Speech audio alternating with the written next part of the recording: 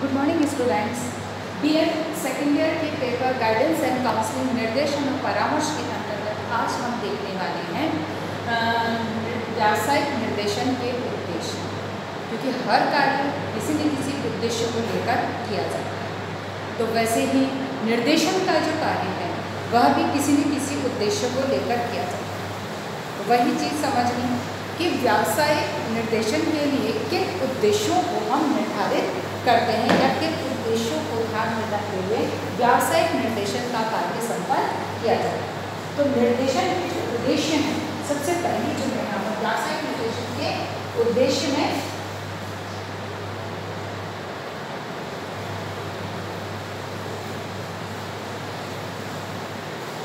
सबसे पहला उद्देश्य है प्राथमिक स्तर, है ना।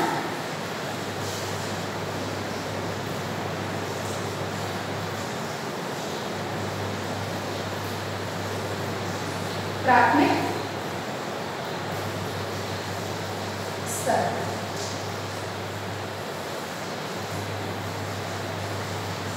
अब यहाँ पर बात आती है, बात आ सकती है कि प्राथमिक स्तर पर निर्देशन की आवश्यकता क्यों है।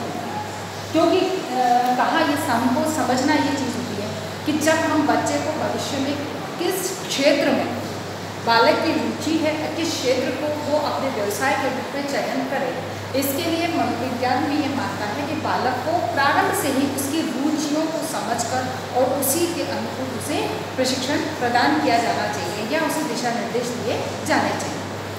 तो इसीलिए प्राथमिक स्तर पर व्यावसायिक निर्देशन के जो उद्देश्य हैं वो किस दृष्टिकोण से देखे जा सकते हैं। तो सबसे पहली चीज इसमें जो उद्देश्य, पहला उद्देश्य आता है शारीरिक कार्य के प्रति सम्मान।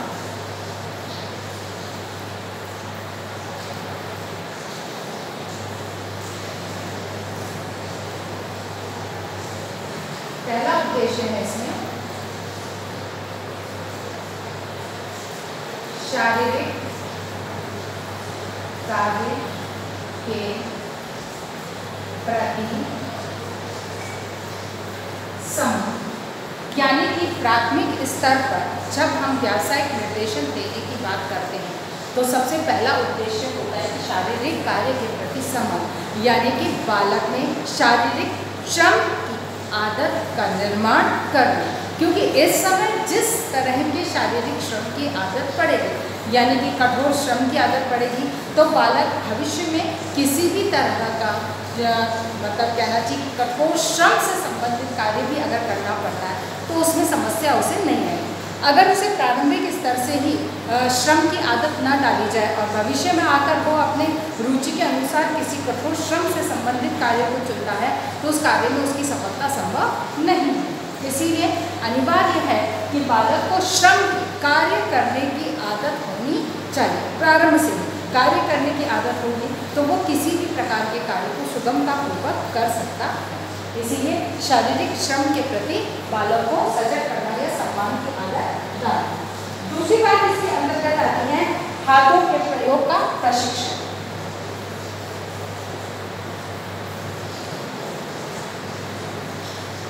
हाथों के प्रयोग का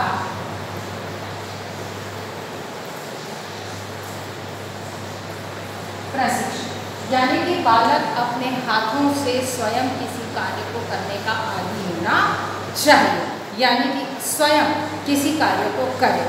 हाथों का प्रयोग, खुद के हाथों का प्रयोग करने से मतलब है स्वयं किसी कार्य को करने की उसमें क्षमता का विकास करना, यानी कि उसको उसी हिसाब से प्रशिक्षण प्रदान करना कि हर कार्य को वो स्वयं अपने माध्यम से अपने ही द्वारा संपन्न करे। फिर है आँख व हाथ में सामंजस्य।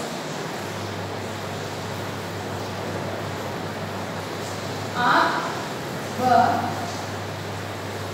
हाथ में सामंजस्य, ठीक है ना।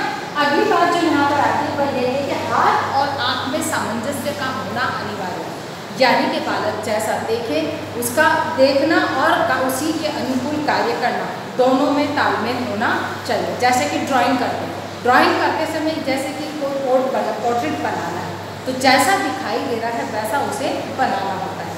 तो आँख और हाथ में सामंजस्य होना चाहिए कि आँख जैसा देख रही है हाथ वैसा ही कार्य को करे। इसीलिए यहाँ पर बालक किसी भी कार्य की सफलता के लिए या यूँ कहा जाए कि भविष्य में किसी को व्यवसाय के रूप में किसी कार्य को चुनता है तो उसमें उसकी ज्ञानेंद्रियाँ सक्रिय होनी चाहिए और आपस में सभी का तालमेल या सामंजस्य होना चाहिए। अगर आपस में सामंजस्य नहीं है तो निश्चित है कि बालक में एक कहा जाए कि स्वास्थ्य के दृष्टिकोण से जो समस्या है उसका कारण हो सकता है, और जब वो सामंजस्य स्थापित नहीं कर पाता है तो किसी भी कार्य में सफलता उसकी संदिग्ध रहती है। इसीलिए अनिवार्य है कि ज्ञानेंद्रियों का आपस में और हाथ की क्रियाओं का आपस में सामंजस्य होना अनिवार्य है। नेक्स्ट इसके अंदर स्वच्छता से ब्रह्मण्ड ढंग से और व्यावसायिक रूप से कार्य करना।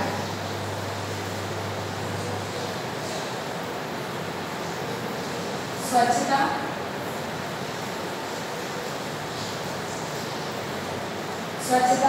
क्रमबद्धता तथा व्यवस्थित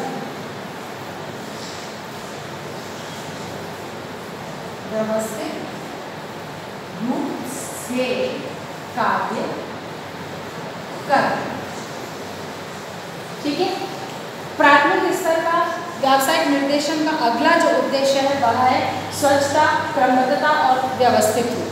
यानी कि किसी भी कार्य को बालक में प्रारंभ से ही स्वच्छता की आदत होनी चाहिए। स्वयं की शारीरिक स्वच्छता, आसपास जहाँ वो उठता बैठता खाता पीता खेलता कूदता वहाँ समस्त क्षेत्र में वो स्वच्छता को ध्यान में रखे। जैसे बालक कुछ भी खा रहा है तो खाते समय कुछ गिर जाता है तो उसे उठाने की आदत हो, या जैसे कोई चॉकलेट खाइए तो रैपर जहाँ बैठा है वहीं नहीं फेंको बल्कि उसे डस्टबिन में डालो। डस्टबिन नहीं है तो अपने बैग में थैली के अंदर डाल के पॉलीथीन में डालकर उसको रखो और जहाँ डस्टबिन नज़र आता है वहाँ पर डालो। यानी कि इस तरह की आदतें बालकों में विकसित होनी चाहिए, क्योंकि स्वच्छता की आदत होगी तो आप किसी भी, यहाँ तक कि आप अपनी उत्तर पुस्तिका में भी कार्य कर रहे हैं तो आप में स्वच्छता की आदत है तो आप स्वच्छ कार्य ही करना पसंद करेंगे। उसमें गंदगी से इधर उधर कुछ भी लिख लिया, काट फाट कर ली, ऐसा कोई कार्य आप नहीं करेंगे। इसीलिए एक स्वच्छता की आदत होनी चाहिए। क्रमबद्धता, हर कार्य को क्रम के अनुसार होना चाहिए कि जो काम पहले है वो पहले और जो बाद में है वो बाद में, यानी कि स्टेप बाय स्टेप हर काम को करने की आदत होनी चाहिए। फिर बाद में व्यवस्थित, क्योंकि हर कार्य को सुव्यवस्थित ढंग से व्यवस्थित करके करने की आदत हो, जिससे कि प्रारंभ से ही इसका प्रशिक्षण प्रदान किया जाए, जिससे कि भविष्य में बालक हर कार्य को सही ढंग से, व्यवस्थित ढंग से, स्वच्छता से और क्रमबद्ध ढंग से करे तो उसकी व्यावसायिक जीवन में सफलता उसे प्राप्त हो सके। अगली बात है उपलब्धियों को दूसरों से बांटना।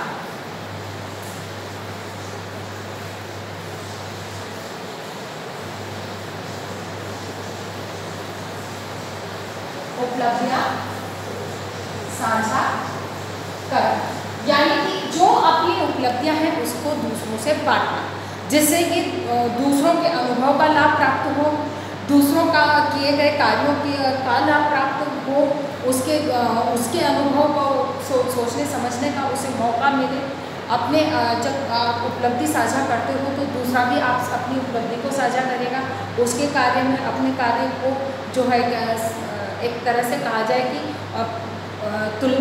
प्रेरणात्मक तुलना करके और आगे बढ़ने के जो अवसर हैं उसको बालक सीख सके।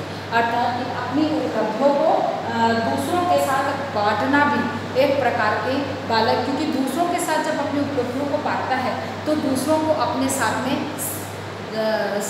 कार्य में सम्मिलित करने की आदत बालक की पड़ती है, जिससे कि जब खुद दूसरों से अपनी उपलब्धियों को बांटता है तो दूसरों की सफलता से बालक के मन में ईर्ष्या, द्वेष या ऐसे संवेगात्मक अस्थिर भावनाएं विकसित नहीं होती है।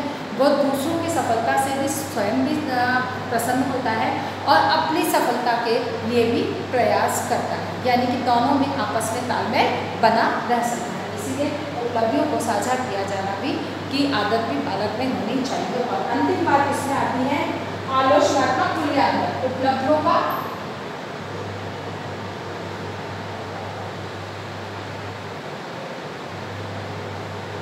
उपलब्धियों का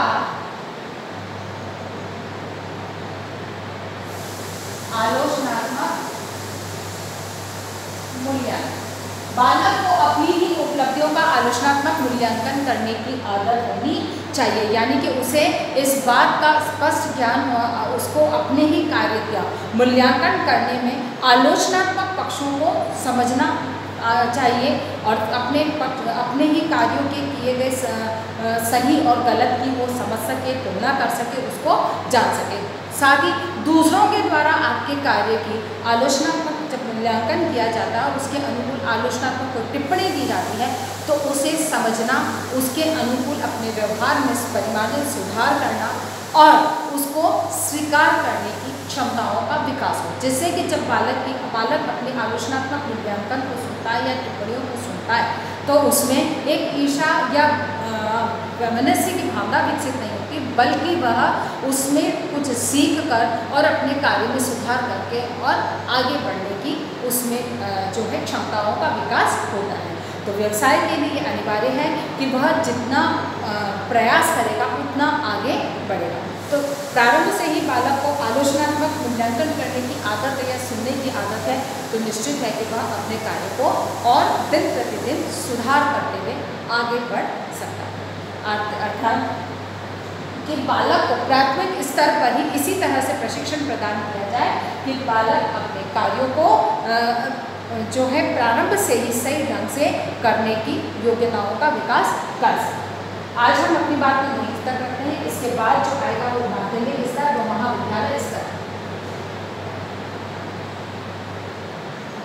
माध्यमिक स्तर पर और महाविद्यालय स्तर, इन पर भी हमें इनके व्यावसायिक निर्देशन के उद्देश्यों को समझना है। आज की बात अपन यहीं तक रखते हैं। अपनी बात को समाप्त करने से पूर्व कोविड प्रश्न हो सकता है, इसका हम प्रश्न आज देख लेते हैं।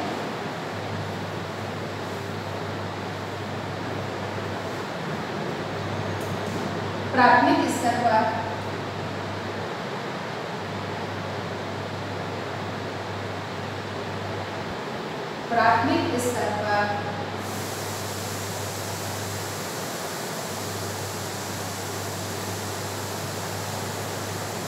व्यावसायिक निर्देशन के क्या उद्देश्य हैं